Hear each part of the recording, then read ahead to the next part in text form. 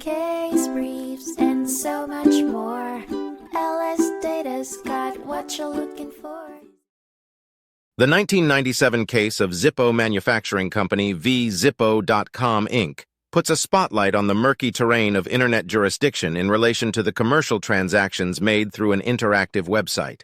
The battle lines were drawn at the United States District Court for the Western District of Pennsylvania when Zippo Manufacturing Corporation claimed trademark infringement against Zippo.com Inc. The undercurrent that led to the lawsuit was a movement of denial by Zippo.com. The defendant claimed the court lacked jurisdiction over them, a defense that was quickly refuted in court. Enriching the court's decision was the undeniable fact of existing agreements between Zippo.com Inc. and some internet access providers based in Pennsylvania, where the defendant had also offered internet news services to residents. These ties established a purposeful connection with the state, allowing for the initiation of personal jurisdiction.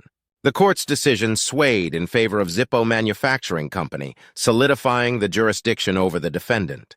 The court dismissed the defendant's argument for a change of venue based on where most of the events of the claim occurred. Furthermore, the ruling diverged from a precedent case, Cotman Transmission versus Metro Distributing, citing the limited application of its specific circumstances. Ultimately, the court upheld Pennsylvania's vested interest in addressing trademark infringement disputes related to its resident corporations. It confirmed the validity of personal jurisdiction and the appropriateness of the current venue, thus clearing the path for the case to move forward.